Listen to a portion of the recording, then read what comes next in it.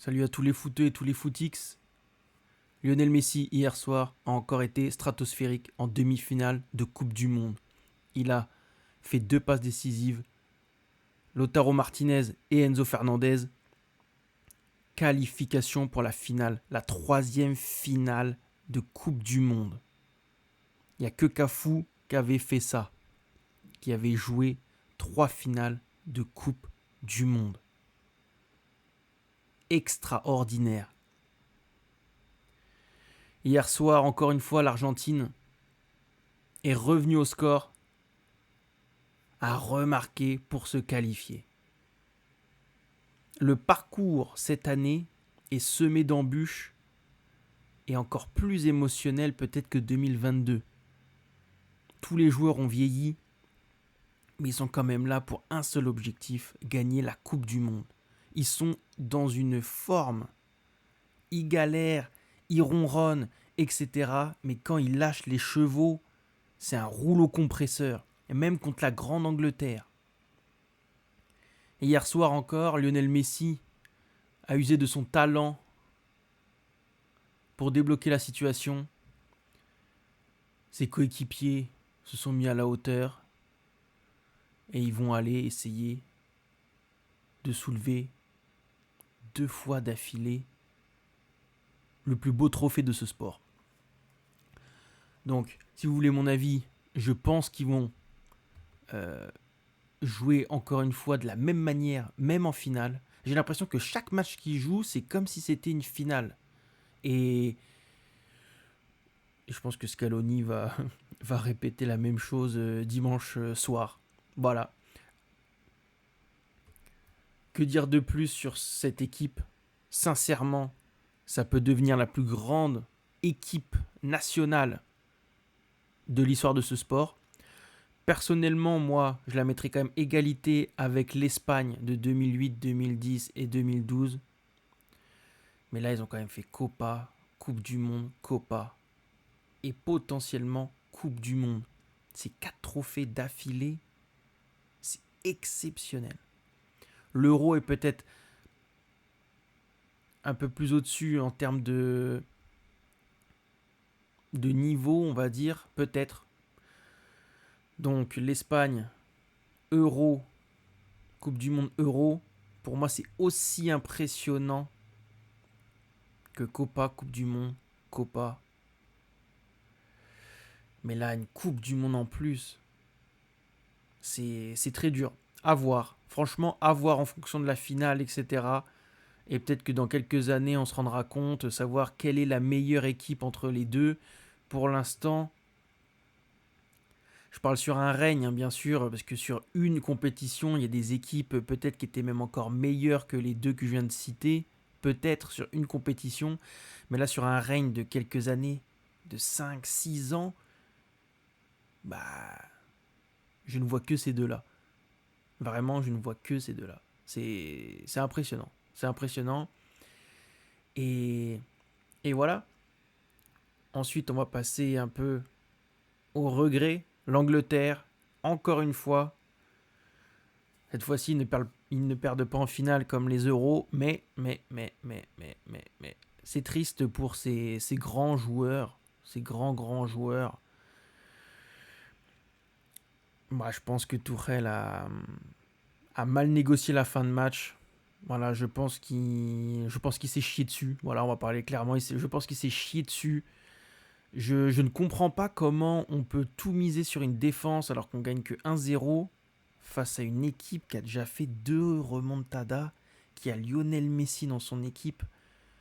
Sincèrement, je comprends pas.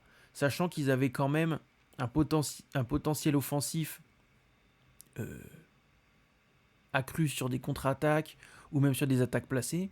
Pourquoi avoir joué tout à un moment, il y avait 7 défenseurs sur la même ligne. Et en plus, ils ont commencé tôt, je pense, à défendre. Je crois qu'ils ont commencé vers la 60 ou 65e. En fait, dès qu'ils ont marqué, ils ont, ils ont commencé à défendre. Malheureusement, je pense que c'est ça qui les a mis dedans, on va dire. Et puis, dès qu'ils se sont pris le premier but, sincèrement, ils se sont dit... Enfin, il y avait plus la même flamme que dans le début du match. Je pense que c'est ça qui les a fait tomber, qui les a fait chuter. Je pense que Tourelle, il a mal négocié le truc. J'ai vu qu'en interview après, il prenait tout sur ses épaules. C'est très bien. C'est très humble. Donc voilà, les pauvres, mais ils avaient qu'à faire le boulot. Voilà, je pense que l'Argentine en fin de match était au-dessus. Ils ont utilisé la mauvaise tactique et ça s'est payé cash. Moi, sincèrement, ça s'est payé cash. Et voilà, la finale tant attendue. Espagne contre Argentine. Yamal contre Messi, potentiellement. Voilà, la succession, on va dire. En tout cas, dimanche, ça sera le FC Barcelone, la Masia qui gagnera. Et ça c'est beau. Ça c'est beau, ça c'est beau. C'est extraordinaire. C'est extraordinaire.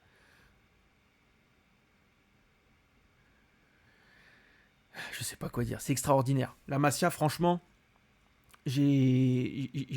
sincèrement, c'est la formation, le, le jeu développé, réutilisé par d'autres équipes, les émotions qu'ils ont transmises à vraiment plusieurs générations. C'est c'est dingue. Je pense que Cruyff serait fier de voir une finale de Coupe du Monde comme celle-ci. Ça va être dingue. Ça va être dingue. En plus, Lionel Messi, ça va être contre l'Espagne. C'est un peu son pays d'adoption. Donc, il y a tout ça aussi. C'est vrai que l'Espagne l'a vu jouer pendant 15 ans au FC Barcelone. Et là, d'un coup, il va peut-être leur enlever leur Coupe du Monde. Ou alors, le petit jeune, 19 ans, Lamine Yamal, qui peut, sincèrement, si à 19 ans, il a 1 euro, une Coupe du Monde, il a tué le game. Après, avec son club, le FC Barcelone, il faudra qu'il a gagné des Ligues des Champions, etc. Et après, ça veut dire qu'il a encore peut-être 15 ans devant lui pour potentiellement aller rechercher des titres avec sa nation et avec son club. C'est potentiellement, il peut avoir une sacrée carrière sur le papier avec des ballons d'or qu'il peut aller chercher haut la main, je pense. En fonction de comment le FC Barcelone va agencer un peu ouais, toute la suite un peu là, des prochaines années. On va voir comment ils vont vouloir négocier le pas. Mais en tout cas, dimanche, ça va être une finale hors norme. Je pense qu'ils vont se rentrer dedans très dur. Un peu comme hier Argentine-Angleterre. Au début du match. Et après, il va y avoir des individualités, un peu des failles. Et il va falloir être au rendez-vous de ces failles-là. C'est une finale de Coupe du Monde. Je pense qu'il ne faudra pas tergiverser devant le but. Dans les décisions, dans les choix, dans les déplacements, ça va être le niveau, je pense qu'il va être... là, sincèrement, le niveau d'implication va être, je pense, hors norme. Voilà. Est-ce que l'arbitre va pouvoir contrôler tout ça? J'espère qu'on puisse avoir quand même pas que des petits bouts de foot de temps en temps.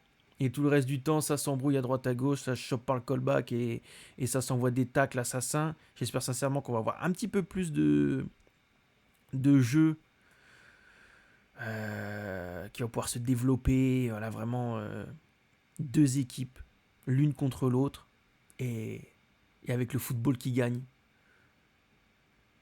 à la fin. Presque comme d'habitude. Donc voilà les footeux, les footix. Merci de m'avoir écouté. J'espère qu'on va se retrouver pour un débriefing d'une finale de Coupe du Monde hors norme.